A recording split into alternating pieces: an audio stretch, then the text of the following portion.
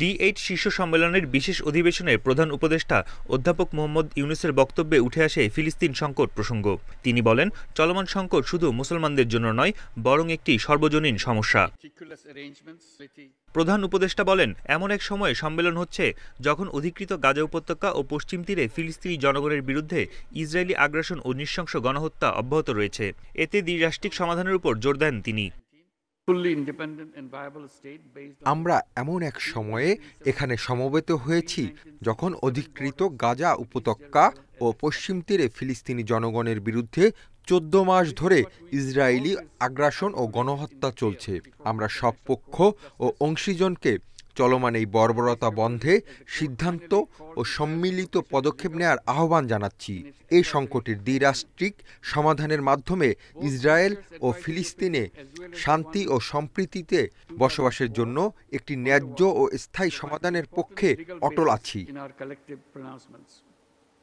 এছাড়া ডিজিটাল বিপ্লবের পুরো সুবিধা নিয়ে তরুণদের দক্ষতা বাড়ানোর প্রস্তাবও দেন অধ্যাপক মোহাম্মদ ইউনূস। বলেন, উচ্চশিক্ষা প্রতিষ্ঠানগুলোর মধ্যে কার্যকর সংযোগ তৈরি করতে হবে। বিশেষ করে ফলিত বিজ্ঞান শাখার শিক্ষার্থীদের উদ্যোক্তা হিসেবে গড়ে তোলার উপর জোর দেন প্রধান উপদেষ্টা।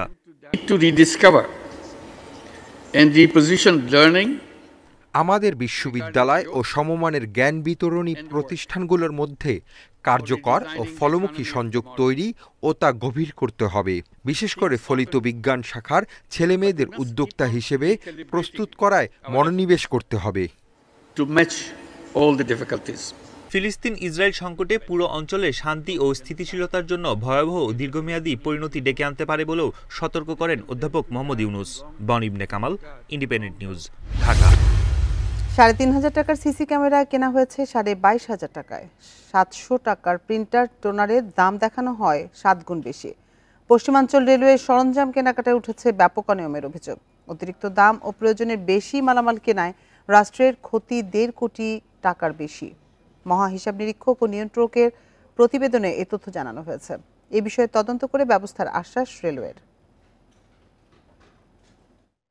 পশ্চিমাঞ্চল রেলের CC camera, scanner, photocopy machine থেকে এসি কেনাকাটায় ব্যাপক অনিয়মের তথ্য পেয়েছে মহা হিসেব নিরীক্ষক ও নিয়ন্ত্রক কার্যালয়।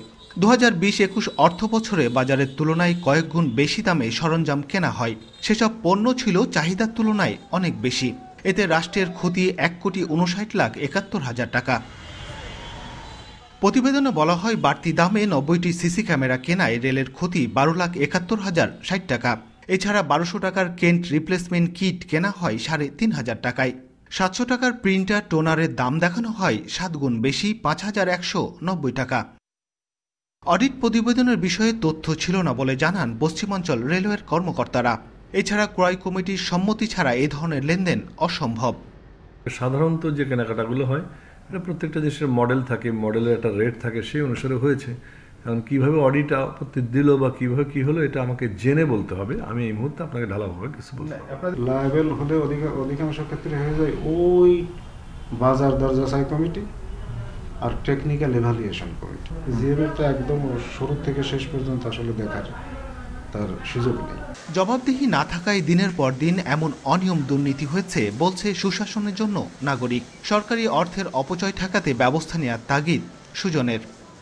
শাস্তি বিধানটা মনে হয় আমরা কার্যকর করতে পারছি না। এটার কারণে কিন্তু এটা আরও উৎসাহিত করছে এবং আমাদের দুর্নীতিকে এইভাবে কিন্তু উৎসাহিত করে। দিন দিন কিন্তু আমাদের দুর্নীতি বেড়েই চলেছে। অডিট প্রতিবেদনে বলা হয়, রেলের ভোক্তা বিভাগ থেকে যে মালামালের চাহিদা দেওয়া হয়েছিল তার তুলনায় ৪০ গুণেরও বেশি কিনেছে রেল কর্তৃপক্ষ। Mustafizur Rahman, independent news, Rajshahi.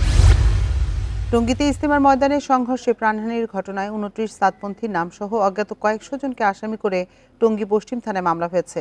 এই ঘটনায় একজনকে গ্রেপ্তার করেছে পুলিশ। রাতে মাওলানা এস.এম. আলম হোসেন টঙ্গী পশ্চিম থানায় এ মামলা করেন। ইস্তেমার মিডিয়া সমন্বয়ক হাবিবুল্লাহ রায়হান জানান, আসামিরা সরকারি সিদ্ধান্ত না মেনে ২০ থেকে ২৪ ডিসেম্বর টঙ্গী ময়দানে সাতপন্থীদের জোর করার মর্মে ফেসবুক, ইউটিউব সহ বিভিন্ন সামাজিক মাধ্যমে প্রোপাগান্ডা চালায়। এর মধ্যে মামলার প্রধান আসামি সৈয়দ ওয়াসিফুল ইসলাম ও ২ নম্বর আসামি আবদুল্লাহ মনসুর চিঠি ও ফেসবুক লাইভের মাধ্যমে উস্কানিমূলক বক্তব্য প্রচার করে। এর জেরে ১৮ ডিসেম্বর মধ্যরাতে ঘুমন্ত সাথীদের উপর হামলার ঘটনা ঘটে। বুধবারের ঘটনার জেরে ইজতেমা ময়দান ও আশপাশের এলাকায় সেনাবাহিনী, র্যাব, বিজিবি সহ আইনশৃঙ্খলা রক্ষাকারী বাহিনীর সদস্যরা মোতায়েন রয়েছে। পাকিস্তানের করাচি বন্দরের সঙ্গে চট্টগ্রামের সরাসরি কন্টেইনার জাহাজ যোগাযোগ চালু হয় গেল নভেম্বরের দ্বিতীয় সপ্তাহে। প্রথমবার আনা হয় ৩৭০টি কন্টেইনার, পাকিস্তান থেকে ২৯৭টি, আর বাকি কন্টেইনারগুলো সংযুক্ত আরব আমিরাত থেকে আসে। দ্বিতীয় দফায় এমভি ইউয়ান জিয়াং ফা জং জাহাজটিতে আনা হচ্ছে ৭৮০টি কন্টেইনার, দুবাই থেকে ১০৫টি, আর বাকি কন্টেইনারগুলো আসছে করাচি থেকে। এগুলোতে পোশাক খাতের কাঁচামাল, চিনি, আলু, সোডা অ্যাশ, মার্বেল পাথর সহ বিভিন্ন ধরনের পণ্য থাকছে। প্রথম দফায় পাকিস্তান থেকে পণ্যবাহী জাহাজ ভিড়লে সামাজিক যোগাযোগ মাধ্যমে যে নেতিবাচক প্রচারণা হয়েছিল, নিয়মিত চলাচলে তা কমবে মনে করছে কর্তৃপক্ষ। আগে যেভাবে হতো যে বিভিন্ন ট্রান্সশিপমেন্ট পোর্টের মাধ্যমে এগুলো আসতো, ফলে এটাতে ৪-৫ দিন অতিরিক্ত সময় লেগে যেত। এখন সেই সময়টা লাগছে না, এটা সরাসরি আসার কারণে আমরা আমাদের আমদানিকারকরা খুবই দ্রুত তাদের পণ্য পাচ্ছে। জাহাজের ক্ষেত্রে পণ্য যখন আসে আইজিএম সাবমিট হয়, বিল অফ এন্ট্রি সাবমিট হয়, যেগুলি আমাদের সিলেকশনের মধ্যে থাকে সেগুলি আমরা এক্সামিন করি, তারপরে স্ক্যান হয়, নানান ধরনের মেজারমেন্ট আমাদের আছে, তারপরে পণ্যগুলি খালাস হয়। দুবাই ভিত্তিক কন্টেইনার জাহাজ পরিচালনাকারী সংস্থা ফিডার লাইন্স ডিএমসিসি নতুন এই সেবা চালু করে। বাংলাদেশে কর্ণফুলী লিমিটেডের সহযোগী প্রতিষ্ঠান রিজেন্সি লাইন্স লিমিটেড রয়েছে স্থানীয় প্রতিনিধি হিসেবে। কন্টেইনারের সংখ্যা বাড়ায় নতুন রুটে জাহাজের সংখ্যাও বৃদ্ধির আশা শিপিং সংশ্লিষ্টদের। আমাদের যারা ব্যবসায়ী আছেন তারা নতুন নতুন রুট খুঁজে বের করবে, সেটাই আমাদের কিন্তু স্বাভাবিক বিষয়।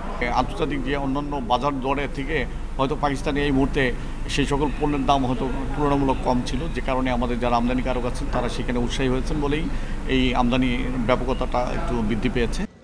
রুটম্যাপ অনুযায়ী প্রতি ৩৮ থেকে ৪২ দিনে একবার আরব আমিরাত থেকে পাকিস্তান হয়ে চট্টগ্রাম বন্দরে আসার কথা জাহাজটির। Anupam Shil, independent news, Chattogram. রোহিঙ্গা প্রত্যাবাসনের রোডম্যাপ চায় বাংলাদেশ। বৃহস্পতিবার থাইল্যান্ডে অনুষ্ঠিত এক অনানুষ্ঠানিক পরামর্শ সভায় পররাষ্ট্র উপদেষ্টা মোহাম্মদ তৌহিদ হোসেন এমন মন্তব্য করেন। বলেন, মিয়ানমারে স্থায়ী শান্তি, স্থিতিশীলতা ও গণতন্ত্র দেখতে আগ্রহী বাংলাদেশ। আশ্রিত রোহিঙ্গাদের নিরাপত্তা ও মর্যাদার সঙ্গে নিজ দেশে ফিরতে বাংলাদেশ রাখাইন রাজ্যে অনুকূল পরিবেশ দেখতে চায় বলেও মন্তব্য করেন তৌহিদ হোসেন। মিয়ানমারে শান্তি, নিরাপত্তা ও গণতন্ত্র পুনরুদ্ধারে আরও সক্রিয় ভূমিকা পালনের জন্য আঞ্চলিক জোট, আসিয়ান এবং অন্যান্য প্রধান আঞ্চলিক পক্ষগুলোর প্রতি আহ্বান জানান তিনি। গত কয়েক মাসে মিয়ানমার থেকে ৮০,০০০ রোহিঙ্গা বাংলাদেশে প্রবেশ করেছে। প্রতিবেশী ৫ দেশের মন্ত্রীদের সঙ্গে এই বৈঠকে উপস্থিত ছিলেন মিয়ানমারের উপপ্রধানমন্ত্রী ও পররাষ্ট্রমন্ত্রী থান সোয়ে।